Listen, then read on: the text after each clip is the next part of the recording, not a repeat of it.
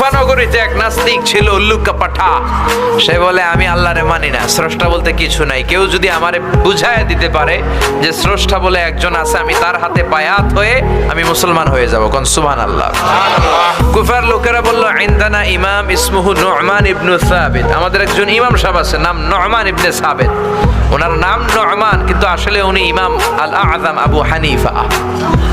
সুবহানাল্লাহ বলতে পারলেন না? সবাই বলে আমাদের ইমাম এমন ইমাম তোমারে বুঝায়া ছাড়বে।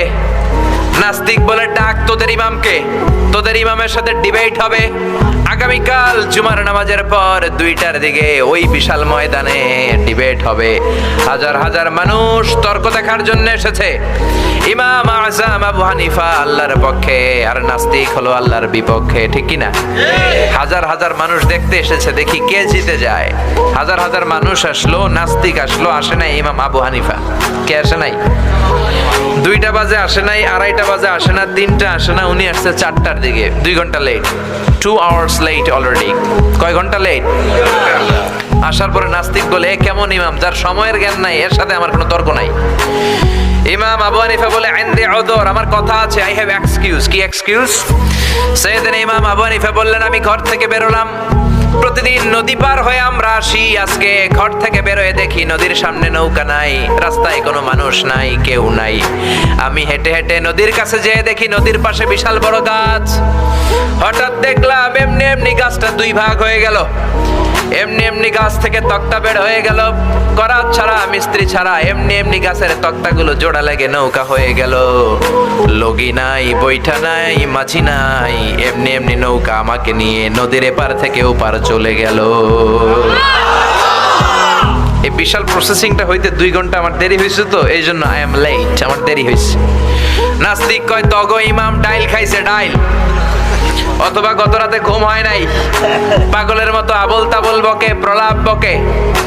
সাইয়েদনা ইমাম আবু হানিফা বললেন এই কথা বলেন কেন? নাস্তিক বলে করাত ছাড়া গাছ কাটা যায় নাকি? এমনি এমনি গাছ কেটে যায় নাকি? এমনি এমনি তক্তা বেরোয় নাকি? এমনি এমনি তক্তাগুলো জোড়া লেগে নৌকা হয় নাকি?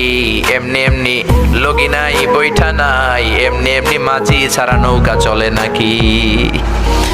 ইমাম আবু হানিফা বললেন এই তো আপনি লাইনে চলে আসছেন, now you are on the right track, এখন আপনার বোঝানো আমার সহজ হবে। সাইয়েদনা ইমাম আবু হানিফা বললেন এমনি এমনি তক্তা হয় না, এমনি এমনি গাছ কাটে না, এমনি এমনি মাঝি ছাড়া নৌকা চলে না। তাহলে এই আকাশটা কেমন করে এমনি এমনি হলো? জমিনটা কেমন করে এমনি এমনি হলো? পাহাড় পর্বত মহাবিশ্ব কেমন করে এমনি এমনি হলো? আল্লাহু আকবার। এই যুক্তির সামনে নাস্তিকের আর কোনো যুক্তি নাই। নাস্তিক কয় তাই তো, আসলেই তো আমি একটা উল্লুকা পাঠা। এতদিন পর্যন্ত আমি এইভাবে চিন্তা করি নাই, আমি তো এরকম ভাবি নাই।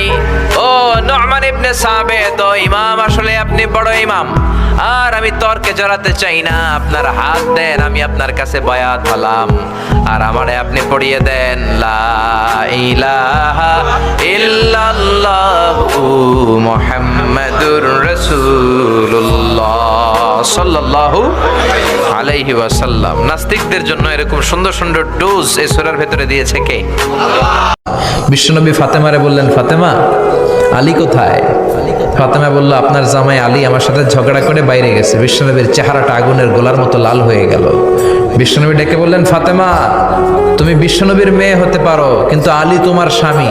আলী যদি তোমার উপর নাখোশ থাকে জান্নাতের দরজা তোমার জন্য খুলবে না। কোথায় গেছে আলী, কোথায়? বললেন যে মসজিদে নববীতে গেছে। বিশ্বনবী যেয়ে দেখলেন বালির উপরে আলী শুয়ে আছে। বিশ্বনবী মজা করে ডাক দিলেন ইয়া আবা তোরাব। তোরাব অর্থ বালি, তোরাব মানে কি?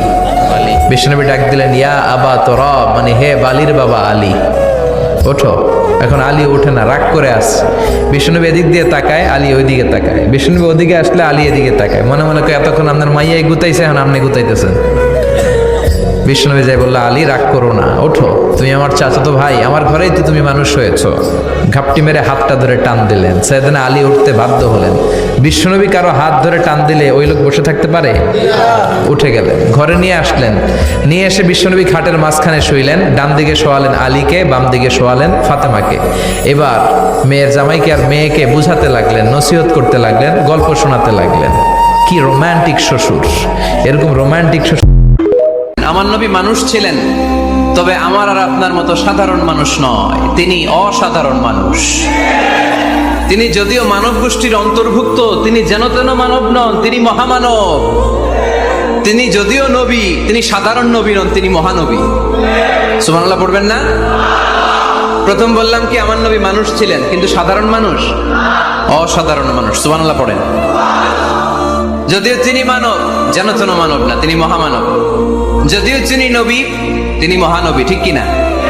তিনি আমাদের মতো মানুষ কোন সেন্সে?